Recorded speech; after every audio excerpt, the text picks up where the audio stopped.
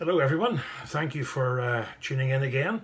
This is Monday the 19th of October and I trust you had a good day yesterday. I hope you enjoyed Sunday.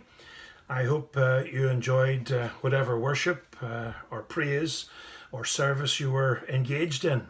And I hope you weren't distracted from worship by any legitimate or not so legitimate reason. Now, I mention that purposely because I want to talk a little bit about the attention that we give to things and the devotion that we have for things. Now, this was sparked by a comment I read just this last week. It was something that a poet said. There's a poet called Mary Oliver. She's an American poet. I think she died relatively recently. She's not a Christian lady, at least not to my knowledge. But I read something that she said, and again, it started the grey cells moving about for a wee while. Now, the quotation, this is straight from her. It's nothing earth-shattering. As I said, it's just something that I suppose comes along and makes you stop and think a wee bit. But she said that attention is the beginning of devotion. Attention is the beginning of devotion. It's quite straightforward, quite simple, nothing too profound, very matter of fact, a lot of common sense there. Attention leads to devotion. Anything that we're devoted to, it began some way, and it usually originated by that, whatever it is, grabbing our attention. If we are devoted to becoming some sort of a sportsman, well, there must have been something in that particular sport that drew our attention for us to get involved in it, and then it went from there. We got involved, we got more involved. All of a sudden, this was taking up a lot of our time. We were perhaps even consumed by it, and we find ourselves devoting a lot of time, energy, and resources to that sport. It works in any field, friends. You can be a musician, and if you're devoted to music, there must have been something way back in the beginning, something musical that grabbed your attention. And that attention eventually led to the devotion that you have for music. Now, that can work in any sphere at all. And the same is true for our Christian faith. If we are devoted to God, there must have been something way back whenever. There must have been a time when our attention was drawn to God. And through prayer and through study and through the process that goes on, we find ourselves happily, hopefully, devoted to God. And it started by something or somebody drawing our attention to the Lord and the things of the Lord or His Word or whatever. So, what Mary Oliver said carries a lot of truth. Attention is the beginning of devotion. Now, that means that it's important for us to give our attention to something. And of course, talking in the Christian sphere, it's important that we give our attention to the Lord.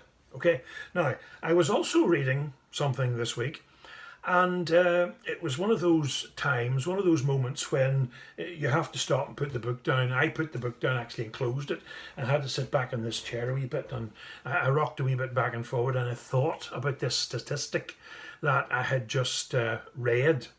And well, I'll share it with you. I thought it was quite enlightening and quite a shocking statistic. But anyway, they do these surveys and so forth, and they were doing a survey amongst teenage and young men.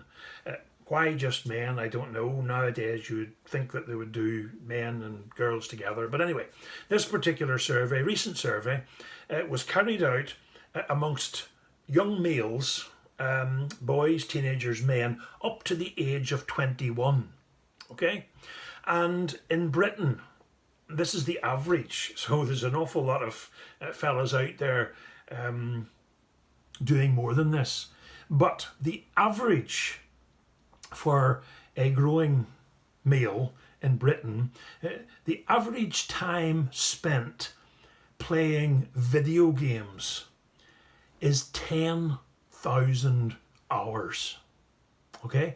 Now, I had to, as I said, set the book down. I had to go and have a wee think about this. 10,000 hours. Apparently, that's enough time to give to anything to become an expert at it. Okay? If you want, for example, if you wanted to do a degree and a master's, 10,000 hours is ample time to do your degree and your master's degree. In fact, there's enough left over, apparently, so they tell me, there's enough left over to make a good start on your doctorate, on your PhD as well.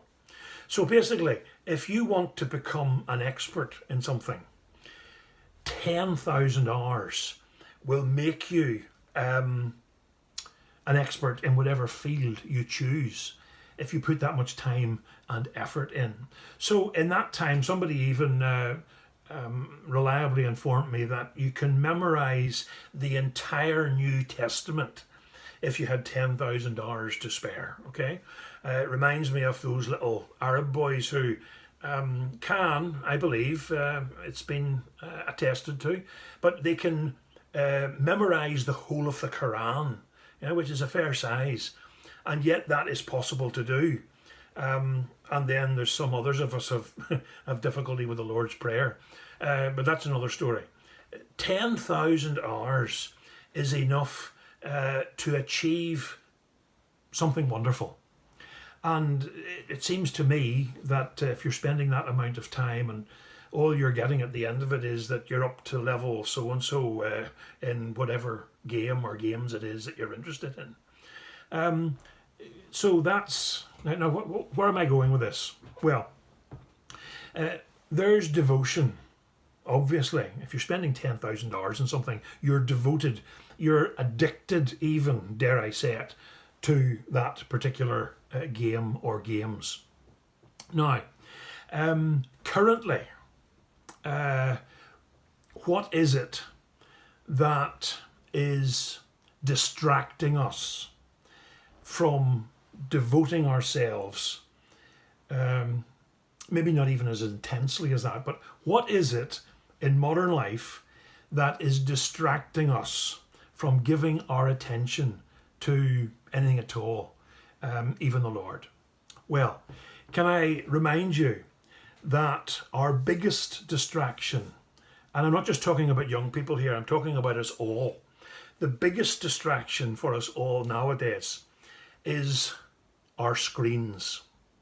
Whether it's the cinema screen, whether it's the television screen, whether it's the computer screen, the laptop screen, screens on our tablets, but especially the screen of what is now becoming our constant companion, the screen of our smartphone.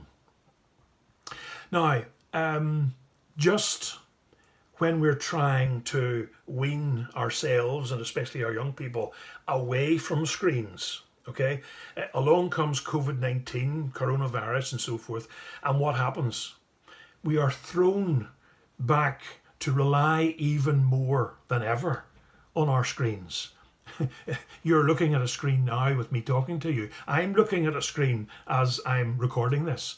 We have been, like it or not, we have been thrown into our screens again to keep communication going and even to keep church services going. So here we are relying even more on the things which are becoming addictive, the things which distract us so much from even the things of God. I have to be honest with you, friends. I cannot study anymore with the phone beside me. At least not when it's turned on. It can be on silent, but if it makes a vibration or if it makes a noise at all, my concentration is gone. Even if I don't pick it up, it's distracted me. So for my own personal study now, for any length of time at all, or if it's to be any in-depth study at all, I have to literally turn the phone off, and even better, turn it off and put it out of sight. That's how distracting our phones can be. And it's not just phones, it's other things. Friends, there's powers at work to distract us from the things of the Lord. And they're not sinful in and of themselves. But if they take us away from the things of the Lord, of course, that is going to be detrimental. Just want to leave you with one verse from Psalm 119. Some of us are reading portions of this psalm on a regular basis just at the moment, and I've been making a few notes. I didn't have to note verse 97 because it's well known to many of us. It says there, the psalmist is saying, "Oh, how I love your law. It is my meditation all the day." Wouldn't that be wonderful, friends? If we had the time, if we had the space to meditate upon the things of God all day. I hope that excites you. But what is it that distracts us from being able to do that? It's all the things that are swirling around us that make life so busy. Not least our screens, in whatever form we interact with them. So, remember that, friends. Attention is the beginning of devotion. So please, don't let anything distract you from the attention you're giving to God. Because you've got to build on that attention until you become fully absorbed in the Lord and the things of the Lord. And anything that takes you away from that, anything that gets between you and God, well, it's an idol which has to be removed. So, think about that little phrase. Attention is the beginning of devotion. If you want to devote yourself to the Lord, you've got to give him your undivided attention. That's the way forward. Same in any sphere, not least the Christian life. Thank you for listening. I went on a wee bit longer than I meant to there, but I hope I've given you some food for thought. It is meant to be a thought for the day after all. But I'll finish here. Thank you if you're still listening. Remember, be wise and sanitize. And I look forward to speaking to you again soon. Until then, it's yet another bye for now.